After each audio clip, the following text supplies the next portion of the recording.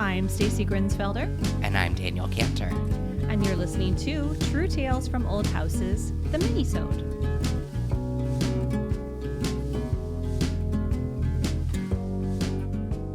Hi, Daniel. Hello, how are you? I'm good. I'm still just a wee bit jet-lagged. A little jet-lagged, yeah. It comes and goes. 1 week later, and it comes and goes still. Yeah. So. But how was the trip? I need the Japan update. Well, first of all, I think you said this on the show, but I've now talked to like 2 or 3 people who are like, wait, Stacy, she's in Japan and her son, and what's her son do? So do you want to clarify why Japan? Sure, absolutely. But before I do that, I do want to thank our Minisode sponsors today. They are the window course from Scott Seidler of the Craftsman blog and also Sutherland Wells. We could not do the minis without you. Thank you, friends. I've gone into this before, but I'll just give a short recap for people who are maybe Minisode listeners only or who just have not had a chance to listen to everything and they started today. So Welcome. Yes, welcome to True Tales from Old Houses.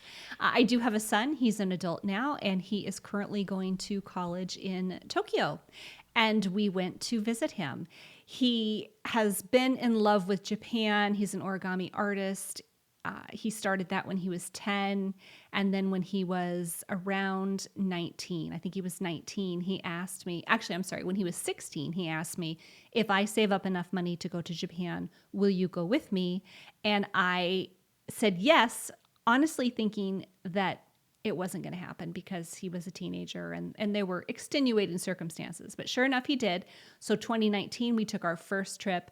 And from there, his love was absolutely cemented in, and he did all of the legwork it takes to go to college in Japan, and now that's where he is. So cool. So it is a full 4-year program that he will be there. Yes. Wow. He's an art student. He just wrapped up his first year. Wow. And he has an apartment there. And believe it or not, I think I've mentioned this before, it's actually less expensive to go to this college in Tokyo, even with his housing and food, than it is to go to college in the United States. It falls somewhere between community college and a 4-year traditional college here. Isn't that crazy? I will not get political on the... Let's not. Wow, how interesting. What an interesting thing that education is so incredibly unaffordable. Anyway, that's amazing. And you had a good time. Oh, we had such a great time. Yeah, really good to see him. I was telling you last week that I would tell you this week what we did in hopes that, like I said, my jet lag would be improved. And I would say, yes, it is improved. But boy, that time difference is a killer. You know, you cross the international date line. So, you know, you go forward in time and then you go backward in time when you come home. And it's all very, very confusing. And your body is unclear about what in the world you're doing to it. Right. Yeah, but probably the highlight after seeing my son, of course, because my family is the most important thing. But after seeing him was seeing Mount Fuji, which I had It was so good. I wanted to see it in our first trip in 2019, and it's regularly socked in with fog. And sure enough, that day, it was socked in. There was no chance of seeing it. I didn't even know where it was. You know, I could just looking at the skyline thinking, I know it's out there somewhere, but I do not know where. Yeah. And this time we got to see it. It is so much bigger than my mind even imagined. And it just sits out there all by itself, snow-capped pretty much at all times. And I actually got a little weepy. I don't know why. I'm old and sappy now, and these things just get me. But I just thought how exciting it was to be there in that moment and see this mountain that I'd wanted to see. And the funny thing is I took a picture, snapped a quick picture outside of the sky rope, which is like a, gondola, like a ski gondola. Cool. You go up the mountain, not Mount Fuji, but a mountain adjacent to where you can see it. And I could see it and I got so excited and I snapped these pictures and I thought, you know what, I will get a better picture when I get to the actual viewpoint where we all get out of this gondola and, we can view it.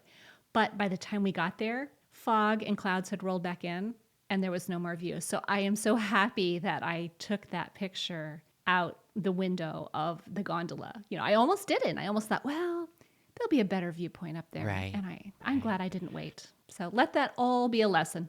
You don't have to resort to the old, like, oh, that building's under scaffolding. We'll just buy a postcard and pretend we took the photo. I've done it. Yeah, done exactly. Well, how cool. Okay, and then I saw on Instagram, but I kept missing them because I've just been out of my mind. But the snack marathon that you and Andy were on, that was... I love, like, the closest I've come is going to an Asian market and just, there's a weird picture of a shrimp. Something. So, like, I'll take that thing. And then it is just like a bag of dried shrimp that are a snack, stuff like that. What was your best and worst snacks? Best and worst. Okay, so what Andy and I did was, since we were in Japan, and I'll be honest, neither of us are huge fans of Japanese food. That's on us. That's not on Japan. They are who they are. So we thought we would go into convenience store 7-Eleven, which is huge there, and just kind of pick a snack for each other based on I picked solely based on the photo on the front of the package. Yeah. Something small. I did flip it over. Both of us are vegetarian. I flipped it over and looked at the ingredients just to make sure there wasn't anything that Andy absolutely wouldn't eat. For me, I was willing to try most things as long as it was, if I saw like a pig on the...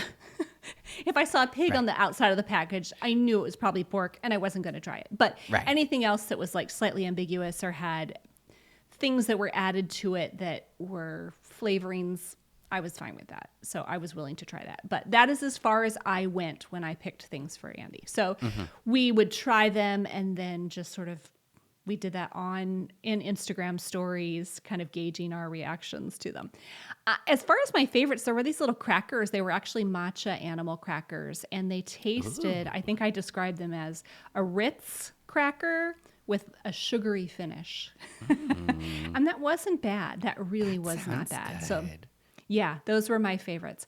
The worst thing, I'm trying to remember what we had. There were lots of little dry snacks that, started out, the flavor was fine initially, and then the aftertaste was a little strange. So that, or downright offensive to me and my delicate palate from the United States, the person whose favorite food is French fries. So yeah, a foodie I am not.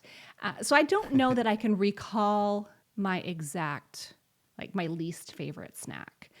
We did have this drink that I picked for Andy. I just picked it. I didn't know what it was. I had no idea. It turns out it was an energy drink. So when he tasted it, he said it tasted like cough syrup soda. And I thought that is the perfect description. So that I did not enjoy whatsoever. But the whole challenge was really fun. We got a kick out of doing that together, and my daughter ended up filming us, and my son sometimes too, and both of them were just laughing. They thought it was great. They were really hoping that we'd pick something truly vile for each other, but I don't think that we ever really did that. Well, that's good. I feel like it could go that way real fast, but kids always wishing the best for their parents. I love that you dosed Andy with an energy drink. That's so wrong. Isn't that wrong? Well, we were thankful that it wasn't the fiber laxative drinks, which are also available. Sure. From the vending machines. We had no idea. And the drink I picked for him had cherries on the front, and it was red. That was all I had to go from. And since it was a beverage, I did not check the ingredients. I had no idea. But apparently after we used Google Translate, and it had 3 times the caffeine of coffee. Great. Yes, perfect. But we did not finish any of the things that we tried. We tasted, we filmed, and then we wastefully threw them away with wild abandon. Well, yeah, I mean, it's like a bag of Cheetos. Who cares? Yeah. That's fun. That's really fun. And what about any cat cafes? All right. I really wanted to give you a good update about that. I tried, but I don't have one. We did not get to do such a thing. So okay. my preference was the Capybara Cafe, and I really wanted to go see capybaras. Yes. They are I jokingly refer to them as my first favorite rodent. So far, none of this is about houses, is it? But anyway. Oh, that's I say it's fine. Yeah. Well, the Capybara Cafe, you had to make reservations same day. They only would decide whether to open it if after checking on the animals, making sure that it was a good day for them to receive visitors. Sure. And then reservations went really quick. So every day I would kind of wake up and click on the thing and see if they had any reservations. And sure enough, none of the days worked for us.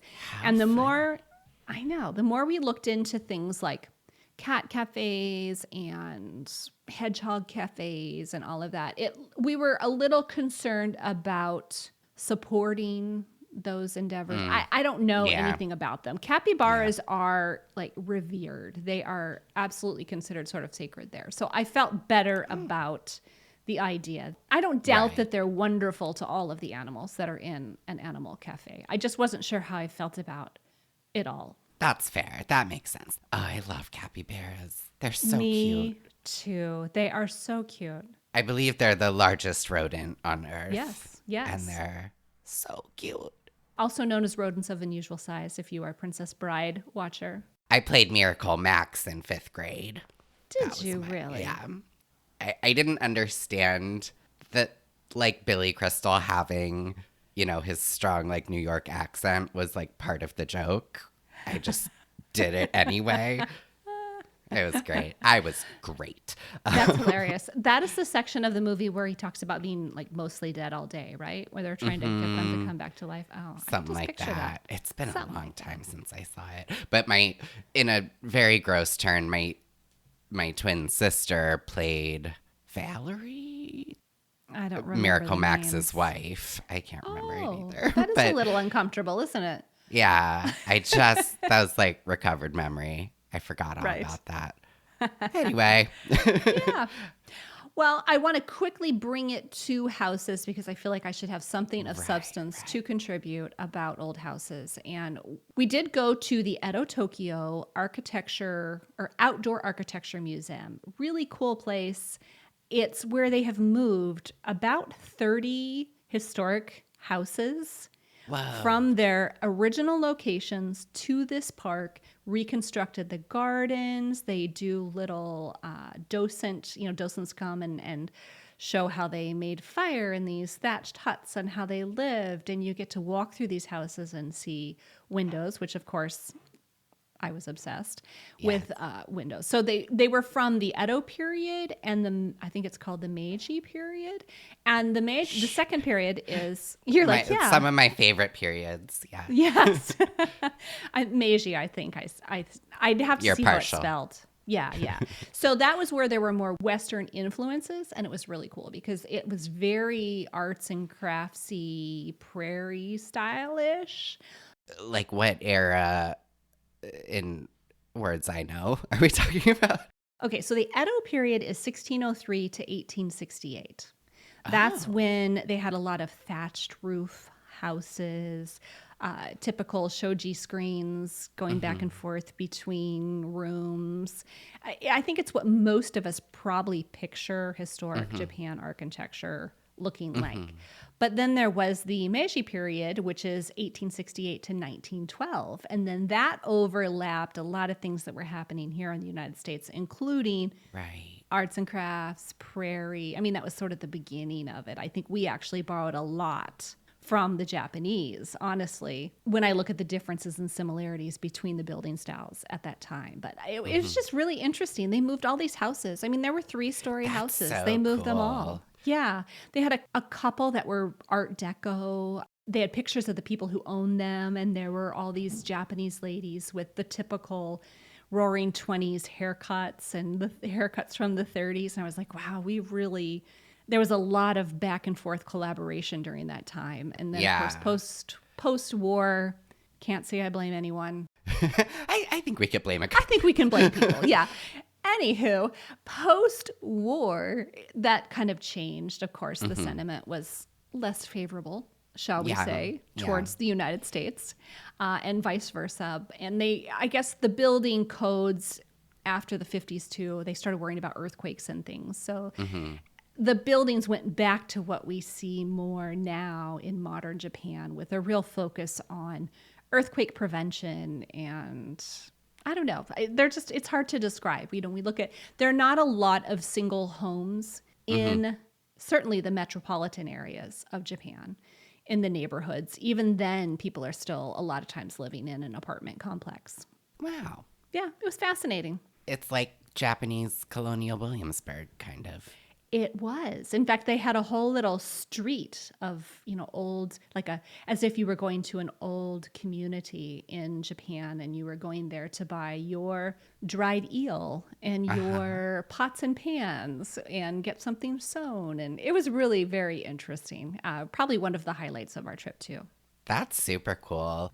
Certainly not to equate the two, but I've been to China, and there the law is that when they find, something of antiquity, it has to stay where it's found. So they build museums and stuff around wherever they found whatever. So that is so cool. So the terracotta warriors are kind of out in the middle of nowhere, and you drive way out, and it would obviously make way more sense to just move them all. But instead, there's this massive enclosure around literally the dig site, and everything's like that. It's really, so they don't move stuff, which I thought was interesting. Yeah, I love that idea. I just sort of scratched the surface of how Japan treats their antiquities and their old historic buildings. I don't know enough to contribute to that for this conversation. But based on what you just told me, I'm going to follow up on that, and I'll get back to everyone on a future episode, because I'm curious how they do that. Yeah, I'm curious too. Love it.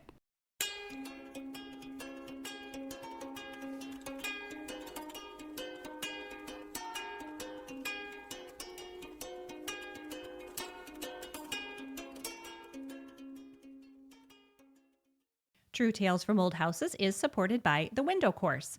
The Window Course, created by Scott Seidler of the Craftsman blog, is a step-by-step, do-it-yourself program that will teach you everything you need to know to successfully restore your wood windows. It's self-paced, so you can go as fast or as slow as you need, and there are also several price points to fit your needs and budget.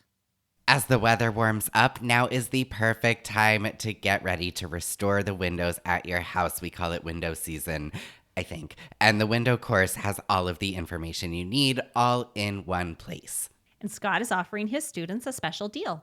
If you sign up for the Lifetime Access Package or a training package, then you also get a free infrared paint remover, which is a $100 value. The Window Course is also offered with a money-back guarantee, and Scott is offering True Tales from Old Houses listeners a special discount. So for 10% off, visit thewindowcourse.com and use the coupon code TrueTales. True Tales from Old Houses is also supported by Sutherland Wells. All of Sutherland Wells products are handcrafted in Providence, Rhode Island, with the highest quality, sustainably grown tung oil. Tung oil, which is native to China, has been used for centuries as a durable finish for wood, metal, and stone. And unlike polyurethane, tung oil finish penetrates the surface of the wood, which means that it flexes and contracts as conditions change. That makes it the perfect pre-finish or protectant for everything from fine furniture to window sash and sills. I've been seeing an awful lot of Sutherland Wells products on Instagram, and it makes me happy to know that other people are finding them, because I love them. I just did spring window maintenance, and I put Slicky Wicky in the jams. Great name, great product. Keeps those sashes going up and down smoothly. But if you're not working on windows, Sutherland Wells has an entire product line for whatever you need. You may be working on siding, hardwood floors, furniture restoration, cutting boards, you name it. To learn more about the complete product line, visit Sutherland Wells, that's WELLES, sutherlandwells.com. And to save 10% on your first order, use the coupon code TrueTales.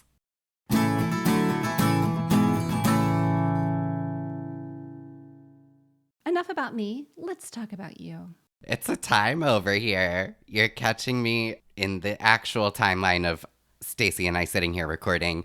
I am less than 24 hours out from the photographer coming to take photos of the finished Bluestone Cottage, which is not actually finished. So I got to go back to work after this. But well, I won't keep you long, Daniel. I mean, I penciled you in for 47 minutes and not a second longer. But it's been fun and kind of hard. It's been like a long time since I've really like tackled a whole house. Like the closest I've really come to that in recent years, which aren't even that recent anymore, was like getting my own house ready for the cheap old houses people to come. And even that, it was like, you know, a film crew is going to be walking through, not a bunch of prospective buyers. So I'm not overly concerned about like little stuff or, you know, that room where I just kind of threw everything because I know they're not going to film it, that kind of thing. So it's, yeah, just like tending to every single corner of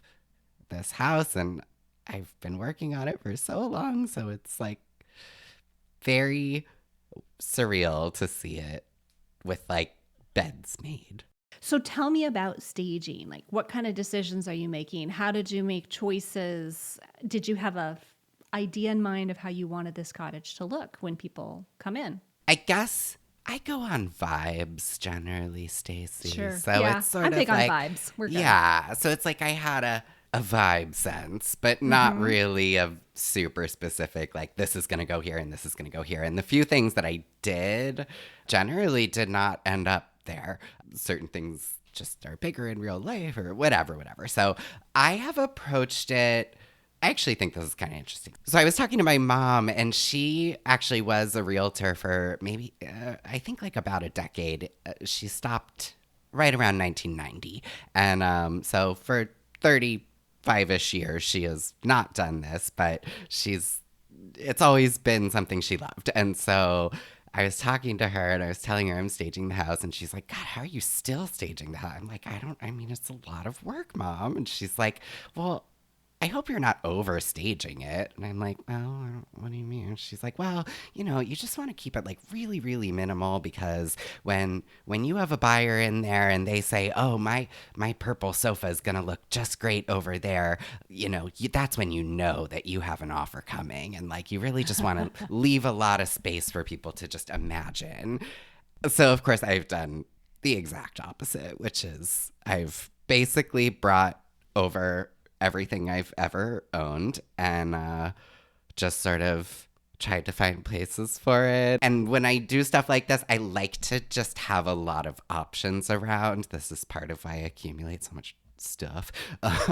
You've mentioned that before, and I think that's actually pretty smart, honestly. I mean, you've called yourself a hoarder. I'm not going to judge you, but I think that's one of your gifts is you see a few things and you think, I might use that later, but also just knowing when it's time to use that or when it's not. I appreciate that about you. I'm not that finely in tune with my stuff. I don't have enough of it. I don't want copious amounts of it. I don't want to have to think that hard. And somehow you just do that intuitively. And that impresses me. I'll do it for the both of us. Thank you. I don't know if it should, but I do. I guess the way I approach things is generally kind of like putting things together that I like, that I already have for the most part. And I kind of like that jigsaw puzzle. I find it very, very overwhelming to like say, like have a, you know, big blank wall and now I have to go source artwork for it. Like, oh my, what a crisis. But if I can just pull it off my own wall, then it's great. So currently, like the cottage is actually really kind of looking like a beautiful, well-maintained lived-in home. My house is looking like a dumpster fire because I've pulled stuff off the walls. I have no bedside lamps anymore. I'm like living in squalor while like the vacant house down the street is looking kind of magnificent. So that's been really funny. But yeah, I don't know about that advice of keep it real minimal. I think I disagree. I think I could go there with you, especially with a house as unique and special as the cottage. And maybe even, let's think about old houses, certainly, that have quite a lot of character. Sometimes I think that character out of context can actually feel overwhelming to someone walking through considering buying it. Where do you put the furniture? How does this all work? And I'm with you. I think, because you have such an eye too, the things that you put in houses are so beautifully put together.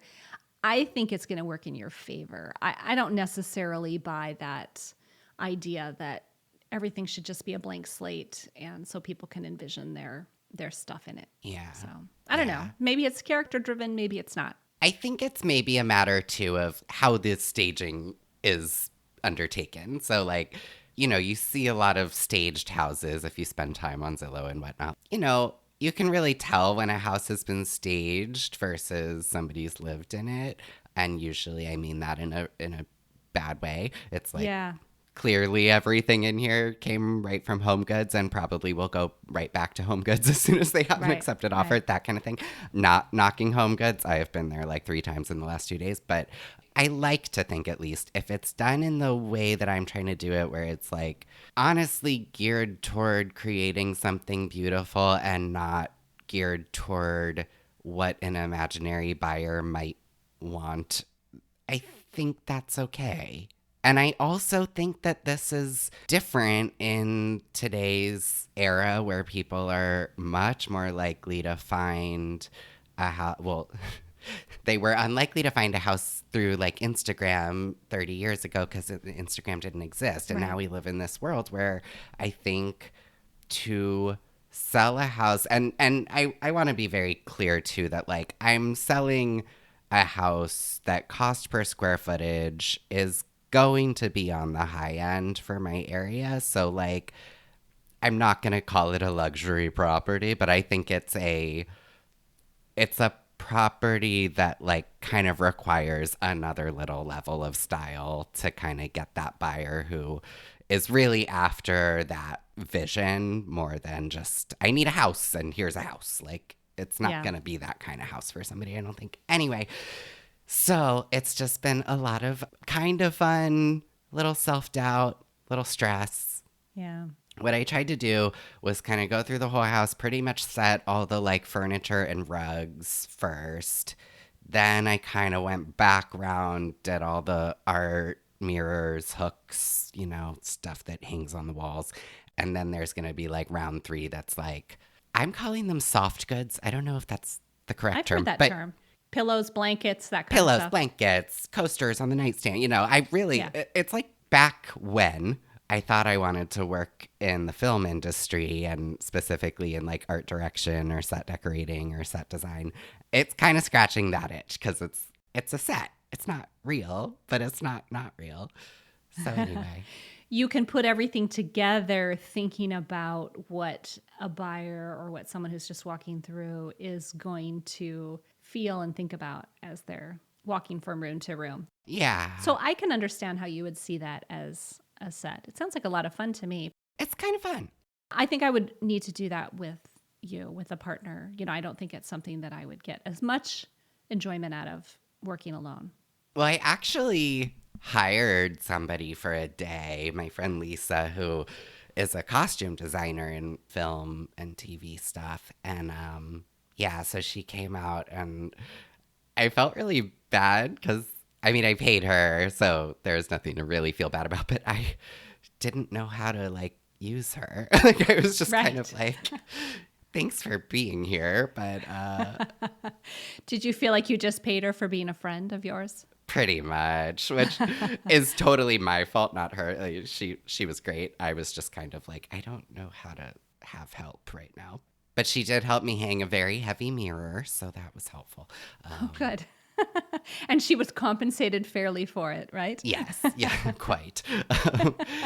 So I don't know. And then in a few days, my life will be very different. And I don't know. It's like I haven't been able to really think past the moment I'm in. So and that's okay. I don't know. Yeah. It's okay. In fact, it's probably better to just live in the moment right now. Aren't we always told you're supposed to be living in the moment, not thinking about the past or zooming to the future? And then as soon as we get in the moment, we're like, oh, I don't think I like it here. But then there's also what's the line? If you fail to plan, you plan to fail. Yeah. So it's like I have to, I don't know. I mean, Taylor Swift told me that, so I have to. She's not wrong. She's never wrong, right? She can't be. She can't be wrong. Anyway, so that's what's happening with the cottage, and my house has never looked worse. That's the update. Well, soon your house will be on the market, hopefully sold, and we will just have to think about new things to talk about, right? I will have plenty to talk about. Yeah, so I think the listing, I think I'm allowed to say, I don't know why I wouldn't be, is going to go live on or about June 5th. Wonderful. So if you are in the market for a beautiful house, mark your calendars, get your checkbooks ready, figure out your escalation or whatever. I don't know how to do this. I don't even know what you're talking about. Your escalation. What do you mean? Escrow? No, my brother just got an accepted offer on his first house. Very exciting. When he bid, it's a very competitive market, evidently, in Pittsburgh, where he lives. And so he submitted an offer, I think, for like full asking with an escalation up to a certain number. And then it's up to his agent to like make it happen. Do the bidding war or whatever. Yeah. So it's like eBay. You place a bid on something that you really want for the amount of money that you'd like to pay for it. But then you put extra on top of that in case people come back and outbid you. Then you have some wiggle room there and you don't have to stay there at your computer like clicking in new bids. Right. Except on a much more expensive scale. Right. Well, I guess there's really expensive stuff on eBay too, but yeah, so we'll all find out. I mean, a bidding war sounds great as a seller. For you. So yeah, just bring it. I want this to move fast. I did hedge my bet. Is that the right phrase? I'm using only fake plants because I'm what if this house sits and then I have to come in and like water plants and worry about them looking droopy and sad? Well, you thought of everything, and I wish you nothing but luck. We will talk about it soon. I'd love to hear how it's all going. So we'll chat about it again. Wish me luck. Good luck. Thank you for listening to True Tales from Old Houses, the Minisode. Until next time. See you next week.